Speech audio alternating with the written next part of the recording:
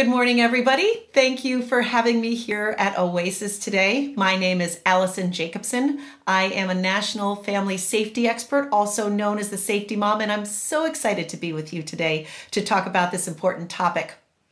So this is my family. On the right is my daughter, Kelsey. She is a freshman in college now. My daughter, Hannah, is on the left. She is a sophomore in high school. That is my husband, Greg. We got married 9 years ago, and 4 weeks after our wedding, he was diagnosed with primary progressive MS. So he went from walking at our wedding to being in a wheelchair full-time pretty quickly.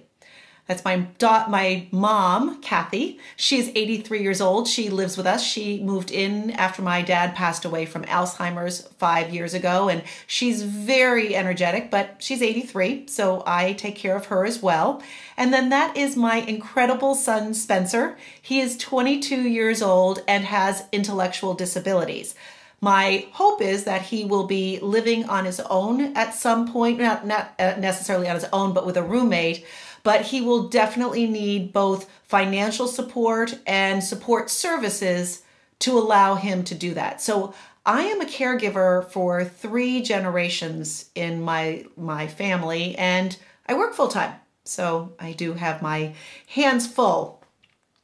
So how many people used to watch the Jetsons? It was my favorite cartoon growing up, but I can't believe that every one of the scenarios in there came true. I wish we had one of Astro on the treadmill, because we've seen pictures of dogs on treadmills too. But it's absolutely amazing that all of this has come true, and I find it incredible. I can't imagine for older adults who have seen technology just shift everything light years so quickly. You know, changes used to happen 5 years, 10 years. Now, as you know, a phone is old and the new version's coming out like 6 months, 7 months later. So it truly is amazing what has happened with smart devices. Through the pandemic, especially, I think we've all seen how smart devices and smart services and online services have helped dramatically. When COVID hit, my son goes to an adult program, adult day services program, and I was very nervous about what would happen when he couldn't go, because if you know anything about people with intellectual disabilities or autism, they crave structure and routine. And so I was really nervous how I was going to be able to handle this. Fortunately, they started Zoom calls immediately. They do Zoom karaoke, they do Zoom cooking, they do Zoom bingo. And to hear him on with his friends, connecting, laughing, having fun was so amazing. On the left there, he was painting pictures on bags. They were filling them with food for the essential workers. And that was a project he did on Zoom with his friends, which was great. So I think that's been amazing so far. That is my husband on the left. So prior to MS, he was a pro golfer. And one of the things that I think was the hardest thing for us and for him was being able to stay independent. And we had a very different vision of the future for us when we first got married. We thought we'd be going on vacations together and playing golf and doing all those things. And it's not that we don't go on vacations, but it's very different. I mean, we went to Mexico 2 years ago trying to get on a plane and maneuver with somebody who can't walk. Believe me, is not easy. He needs help getting in and out of the bed. Now, before the pandemic, I traveled constantly. So thank goodness for smart devices that could turn on the lights for him when I wasn't there, to turn the thermostat on and off. All of those things are so important to him to maintain that independence so he doesn't feel like he has to constantly rely on me, and to help me, quite frankly. On the left he's in something called the Paramobile. What this is a golf cart that straps him in and takes him out to the hole, lifts him up, and allows him to play golf. And so now he is a golf instructor for military vets, for stroke victims, for adult children with disabilities. It's amazing what he's been able to do. And on the right is something really cool. It's called the Myocycle. We're getting one next Friday. I'm so excited. Basically, anybody who is a paraplegic, quadriplegic, MS, stroke victim, they can get maneuvered into this bicycle in their wheelchair, and then there's electrodes that are strapped or attached to their legs. So Greg will bicycle on his own, but only as much as he can, and then the electrodes will send shocks to his nerves to get his legs moving. So he will be able to exercise and hopefully maintain the strength that he currently has, if not get better, because it will send the results of how he's doing and how much he works versus that up to the cloud so he can look at it. So we are so excited about that. And that's my mom.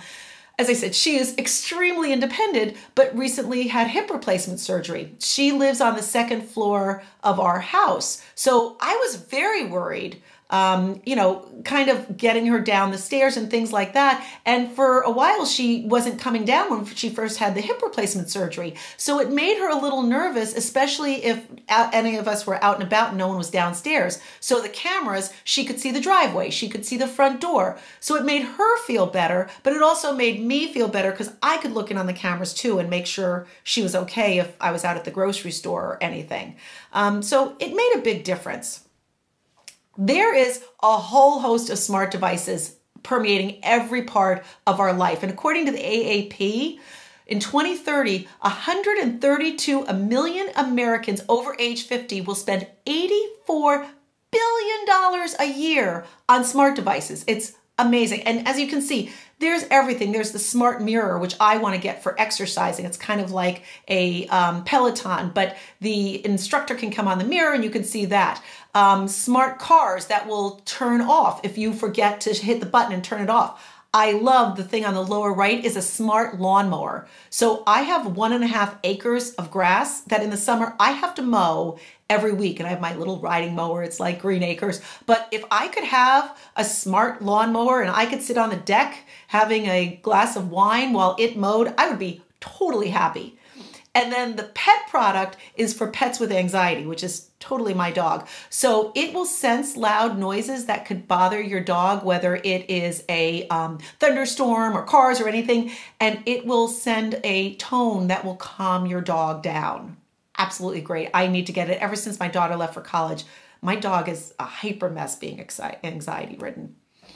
So as I said, I think one of the most important things of the pandemic was that connectivity that we've been able to get. And we've all gotten much more comfortable online, on Zoom calls, using technology. My sophomore daughter is full distance learning, so she's right next to me when she's doing online school. I don't think she's as happy as I am because now there's no such thing as snow days anymore. They can always learn at home. I'm thrilled about that. She not so much. But my aunt used to live downstairs from us until 1.5 years ago when she went in a nursing home. My mom and her have been doing Zoom calls and FaceTime. So to see my 91-year-old aunt on with my mom, they are so cute, laughing and joking on Zoom. It's been amazing.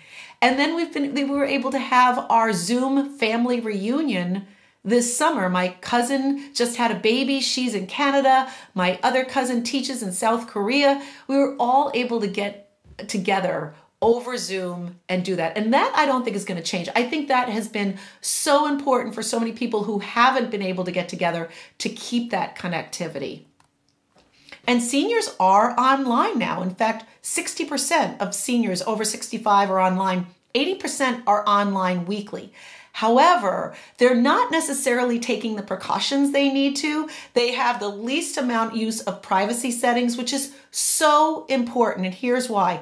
The number one thing, if you don't remember anything else of this, please, please, please password protect your home Wi-Fi. If someone is driving by and you don't have password protected and it's open, they literally can get your Wi-Fi signal and download financial information, personal information, all of that. If you are out getting Dunkin' Donuts or wherever and you get public Wi-Fi and you are shopping, don't do it. Again, if you are shopping online and you're using a public Wi-Fi, anybody can grab your credit card information. So we're all shopping online. I constantly getting packages now. But here's a couple of tips for when you're shopping online. First of all, shop at stores you know. It helps. I made the mistake. It wasn't a scam, but in March, I had ordered this really cute top, long sleeve, and I'm waiting. It doesn't get here till June. It turns out it was coming from China. Well, by the time I got it, it was 90 degrees. I didn't need a long sleeve top anymore. So always look at social media reviews. Don't look at the reviews on the store's website. Go offline, look at reviews, see if they're reputable, see what their return policy is, if it's hard returning it, see if the quality is good, but always check it out online first. Never use the same password at different stores. Here's why.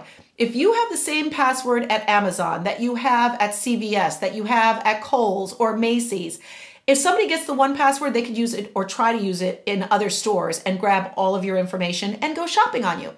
So make sure you have different ones. The other thing is when you are online anywhere, in the URL, look and see if there's a little lock icon in front of the URL, because if there is, that means they have a lot of security in place. If there's not a little lock there, chances are they don't have good privacy and software protection on there, and it could mean that it's easier to get their information. So make sure you're looking for that. And then just keep all emails, confirmations, everything until you receive the product, you try it on, and you make sure you want to keep it. So keep all of that. I'm notorious for losing those emails. Print them out, keep them somewhere until then. While seniors are online, a third of people over 65 admit that they're really not comfortable being online. I can tell you, I'm not over 65. I have problems with Instagram. I'm asking my 14-year-old. But you see this frequently, even with my mom. She'll ask me how to upload a picture from her phone. Or recently, oh my gosh, she was shopping online. I think she was on DSW. And she came down and she said, oh, I'm getting a 30-day free trial of my shoes. I was like, okay, that's really strange. Well, I looked. She had inadvertently purchased Amazon Prime rather than the shoes. So I was like, no, you don't want to do that. So, be careful of that. The confusion is also the reason that older adults are the prime target for online scams. And the two biggest online scams are tech support and raffle promotions. So with the tech support, this happened to my friend's mom. She thought she got an email from Microsoft that said she had to check and put in her new password and everything. It was like, no, stop, don't. If you get an email from your bank, from Microsoft, from Google, from Amazon, and they're asking you to input something or click on something, don't. Immediately shut it down. Either call your bank or go online on a separate site and check, because no site that's reputable is going to ask for financial or personal information. So make sure you don't do that. And then from the promotion scams, it's always, well, you can get this free thing. But in order to get this free thing, you'll click through and then it'll say, sign up for this, sign up for this, sign up for this. And all of a sudden, all of your information is all over the place. So nothing's ever for free. We know that. So buyer beware on all of that. The other problem is with technology right now, we do have so many devices in our home. 21 million Americans don't have high-speed internet access. And what that means is because we have so many devices running, it slows our internet down. So we get it where we freeze all of a sudden and we're missing out on our Zoom calls and things like that. So we need to get high-speed internet access. That is why, because of all those devices running. Fortunately, there are a lot of devices out there that are easy to use for all of us, but especially seniors. The Amazon Show, the Jitterbug 2, the GrandPad, and of course the iPad. Now, the Jitterbug 2 is a serious upgrade from the first Jitterbug, which is, if you don't know it, it was a mobile phone for seniors with larger buttons to call, and also you could pre-program with pictures certain people call. The Jitterbug 2 is more like a smartphone. It still has a larger interface, but you can use it to get navigation somewhere. You can use it for, finding things on the internet, things like that. But the most important thing is it has this button called Great Call. And what that is you just press this button in any sort of problem. If you've locked yourself out of your house, if you went somewhere and you got lost, if you had a serious issue in the community, you hit Great Call and you can immediately get service from their operators to either connect you with 911 or help you themselves. So I love the Great Call for that. The GrandPad is like that, but it's a tablet, which I like. It doesn't have a great call button, something like that, but what it does have is a partnership with Lyft. So like with my son, he's not going to drive. With the tablet, you can actually pre-program places you want to go. So say you could put in hair salon or Nancy's house. You hit Nancy's house, Lyft will come and take you to Nancy's house. So it's very cool for that. Now the Amazon Show, people are like, oh, why do I really need that? I have a tablet, I have my computer. What I like about the Amazon Show is it has better sound quality. It can pick it up from across the room. You don't have to be huddled over your phone. It's a larger screen, which is nice. And also for visually impaired, it has something called the show and tell. So literally you can identify grocery items. You can hold it up to something and say, Alexa, what am I holding? And it'll tell you. So it's really cool for that. And then the iPad, my mom's always had an iPad. I've had an iPad, but until COVID, she never really used it to a full extent. She just used it for reading. Now she uses it to do puzzles online because our library was closed down. She uses it to do her FaceTimes with my aunt. She uses it to stream Netflix. So you can't say enough about an iPad. It's an awesome product. The social isolation factor can't be overstated during the pandemic. And it's not just for seniors. For people like myself who have adult children who don't live with them but are in a group home, people who are 30, who are 40, through the entire pandemic, they could not go visit their adult children in that group home. And imagine how scary and disturbing it was and anxiety-ridden for that person in the group home not to see their family for 4 months, or for that parent not to know how things were going on. It's profoundly scary. I'm grateful that my mom lives with us. I can't imagine for some of my friends whose parents live a state away or even 3 cities away and couldn't see them throughout the pandemic. And in fact, the AARP did a study and found that 43% of people over age 60 reported feeling lonely. And that translates into health problems. They've linked it to high blood pressure, physical inactivity, obesity, increase in smoking, and premature death. So the social isolation has been, there's always been a lot with seniors, and now it's even magnified.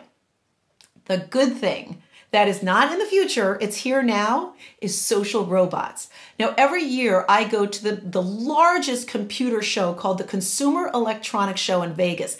There are thousands of robots. It's amazing. And this isn't the robot like the Jetsons with the big steel, tin. These are real robots, and they are going to be taking the place of our voice activated systems in our home. They look real. They sound real. Instead of giving Alexa commands, you're going to be able to say like serious commands of, please go to the refrigerator, get me cheese and crackers and bring back a glass of water. Like serious things like that. And they are increasingly becoming smarter and having emotional intelligence, being able to interpret speech and gestures, recognize voices and faces, interact with people, make eye contact, speak conversationally, which they are showing when seniors not only are accepting interaction with robots, but they are improving health and well-being and a sense of happiness. So this has been incredible. But on top of that, what's nice is they will be able to be used in nursing homes and senior care facilities if we have another pandemic, because you can sanitize the robots. And when humans can't be near somebody during the pandemic, these social robots can. So stay tuned for this. This is not coming in 10, 20 years. This is here now, and you're going to see a major increase in the adoption of social robots throughout. Independence, as the wife of somebody with primary progressive MS, I understand only too well that desire to keep your independence, to not be dependent on your spouse, on another person. It is very difficult. And not only is it difficult for my husband, but I actually worry for myself. My husband is 6'1", 225 pounds. I can help him now, but I worry about what's going to happen in the future when I'm not strong enough to help him. And I'm so grateful for the smart devices we have now and the smart devices that will be coming, so that it will not only allow me to continue working and him be here, but to help him when I can't help him anymore. And I think that is really important. And seniors want to age in place. They can't age in place if they can't be independent. We can't, most people, going to an assisted living and nursing home is incredibly expensive and out of the reach of normal people. According to AARP, 55 million people are over the age of 65 right now. 87% of them say they plan to continue living at home rather than transition into a nursing home. And right now, there's about over 75%, 75 people over age 75, 44% of them are living alone, women. Sorry, so 75-year-old women, 44% are living alone. So that's just going to grow. And there's no doubt that smart homes are here to stay, are the way of the future. In fact, by 2030, 70.6 million homes will be smart homes. That is double what it is in 2018. So that's a big jump in smart homes. And 54% of homeowners plan to purchase smart home products to increase their value of their home. So people understand this isn't just for ease of use, for safety. There's an economic benefit to smart devices. The average monthly savings right now is $98 a month. That's over $1,100 a year because of smart devices. And that's just going to keep going up. And in fact, 81% of people who are in the market to buy a home right now say they're looking for homes with a smart system. I live in Connecticut. The people flocking out of New York ever since COVID is crazy. And they are. They want to have homes that have smart devices already built into them. So it's just the right thing to do. Right now, the average home has 11 smart devices. That's going to go up to 20. I blew past that. With 6 people in my home, well, my daughter's at college right now, but with 6 people, I probably conservatively have about 30 smart devices in my home. And you probably do have some too. Your phone is a smart device. So we all have smart devices. It depends on how we're using them. I have the Cox smart home system, Home Life, and it helps me in a lot of ways. So as I said, my mom lives on the 2nd floor. She doesn't just have a bedroom up there. Like, that's her suite. She has a mini refrigerator. She has a microwave. She has a toaster. Like, she could live up there right now. She can survive up there. But what I want to have happen is when she gets out of bed at night, I want lights to go on. I want motion sensors to turn on lights. If she's coming down the hall, if she's coming downstairs, I have motion sensors so lights will go on down the stairs. I have it set up so if I'm not home and she's coming down the stairs, I can get text alerts so I know where she is. Because God forbid she falls down the stairs. I need to know as soon as possible. That's one of the critical components of that. As I said, I live in Connecticut. Right now the weather's crazy. I woke up yesterday morning, it was 45 degrees. By 1 o'clock, it was 70. I have smart thermostats, so if somebody is in a certain room, it will turn down the heat in that room rather than all over the house. So I can adjust where, how the heat is working and the thermostat and save money that way. It will just affect a certain room, which is really cool. I have the lights turned on, my lights programmed to automatically go on when somebody comes in or out the front door. As the days are getting shorter and it's getting darker, I don't want my husband coming in his wheelchair with it dark, so I have the lights automatically go on, which makes it a lot nicer. We also have cameras in our driveway. This is super cool. Unfortunately, we're having a rash of break-ins. In fact, around the corner, this poor girl, as her college present, she got a car. It was stolen right out of her driveway. One night, my mom forgot to lock her car doors. Somebody got in, they didn't steal it, but they rummaged around in her glove box. I think they stole her phone wire, her charger. we were able to look back at our camera, see the kids who broke in and give it to the police. And now more than ever with this election going on, you've got people coming to your front door, going door to door, asking you who you're going to vote for, people coming, making deliveries.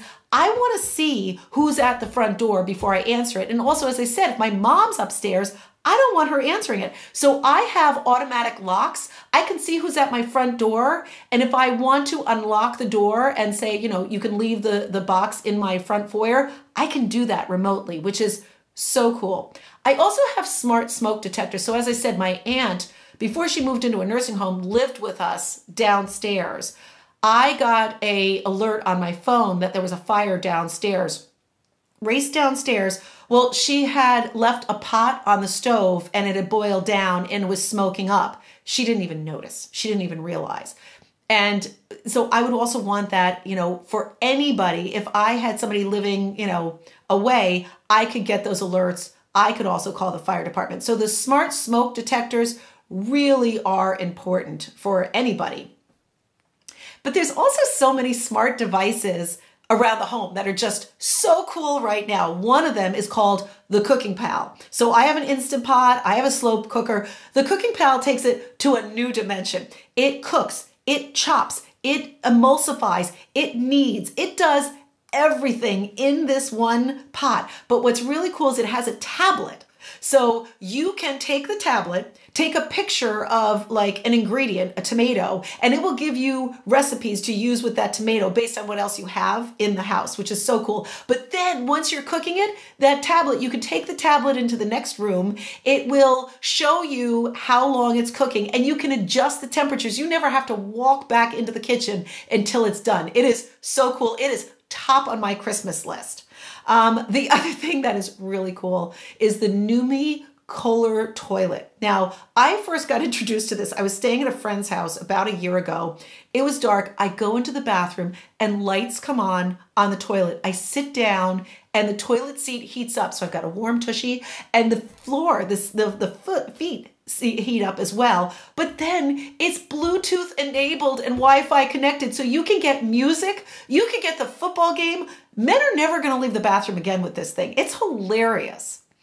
The other thing I said, talk about smart devices that save money too, is the smart refrigerator. So it always calibrates the temperature. You can adjust it higher or lower, but it has a whole home hub pad on the front. I can see who's coming in the front door from my refrigerator. I can see what's in the refrigerator. If I am out shopping and I forget if I have eggs, I can see if there's eggs there. So literally, my friend has one of these.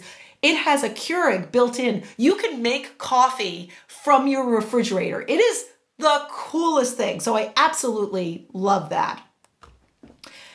I think without a doubt, through this virus, telehealth and staying healthy, both proactively and reactively, has been huge. And telemedicine is here to stay. With the exception of my mom's hip replacement surgery and me fracturing a wrist, none of us, we've all had health visits. Not one of us has been to the doctor, including my husband seeing his neurologist. It was all online. And there's so many benefits to that. First of all, I don't have to go to a doctor if it's a well visit where somebody may be sick. I don't have to sit there for an hour anymore waiting for the doctor to come in. I could be actually working or doing something while I'm waiting for the doctor. So there's so many benefits to this. And the demand for it has increased 64% just since the beginning of the year.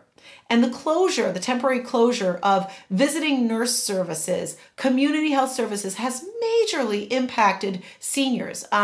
Anybody for that matter. For people who have just had a baby, they weren't able to have visiting nurse services come check on you and the baby.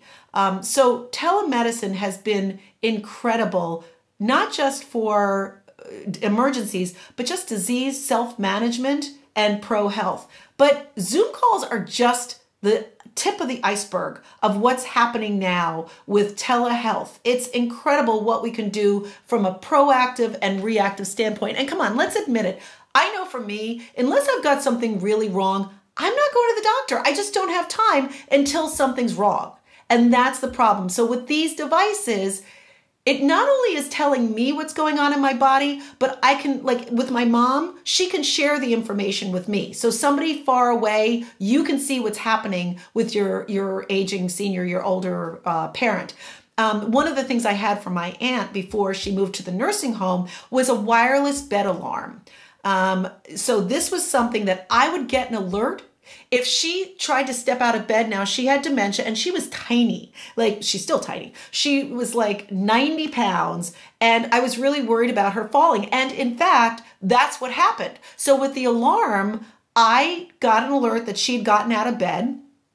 I was able to go down there and she was on the ground. If I hadn't had that, she could have been on the ground for 5-6 hours. And if it's a stroke, which it was a mini stroke, timing is of the essence, getting treatment to how that stroke will impact you. So the wireless bed alarms are great. My mom has an EKG system. It actually is thumbs. It attaches to her phone and she in 30 seconds gets her EKG results that can go to her doctor. Now, this is another example. If she didn't live with me, I could be staying on that top of that too. Mom, how's your readings been? But there's so many other proactive health things. You can check your heart rate. You can check all of these different types of self-tests that you can send to your doctor just to monitor now, which is amazing. So the doctor visit goes faster. You're monitoring these things. For people with celiac or Crohn's disease, there is a device that you can check what you're eating, digestive issues. And then one thing that I want to get is a smart scale that tests your balance. So for people, one of the first signs for MS is a lack of balance and falling. Doctors usually don't pick up on it. You don't usually pick up on it for a while. But if you've got a scale like this that can test your balance, that might give you an indication something's wrong and you should go check it out. So I love that. I think it's great for all of us who may have even beginning hip issues and are like to a side or something like that. I think that is absolutely crucial. But these devices are just one thing. The wearables are amazing. Another device I want is the Apple Watch Series 6. Apple Watches are great in and of themselves in terms of health monitoring when you're walking, your steps, your sleep, all of that. But the new watch can actually monitor your oxygen level and if your oxygen is depleting. And what we probably all now know from COVID is one of the symptoms is a decrease in your oxygen level. So that is something that's absolutely huge. The smart soul. So I was talking about hopefully my son living alone one day or with a roommate. I still worry about where he is in the community. I still worry about what's going on in his apartment. And I have to tell you, up until maybe 6-7 years ago, families with an adult child, 30 or 40 years old, they were never able to live independently, which was incredibly sad for parents like us because A, we worry what's going to happen when we die, but B, we want our adult children to live as normal a life as we can. So with products like the Smart Soul, I could tell exactly where Spencer is because people with autism, people with intellectual disabilities tend to wander. Spencer takes walks all around the neighborhood, which is fine. But if we're in an area that he doesn't know, if we're in a park or a beach, I worry about that. With Smart Soul, I can tell exactly where he is. And it's the same with people with dementia or Alzheimer's. So the Smart Soul, if they're not going to wear a device, is absolutely awesome. My husband, we also have Cox Home Life Care. So this is a pendant that he can wear in the shower. It can get wet, which is really good because we know the majority of falls happen in the shower. I mean, it's happened to my husband more times than I care to admit. It just is. So if he's in the shower and he's got this, he can talk to the main hub.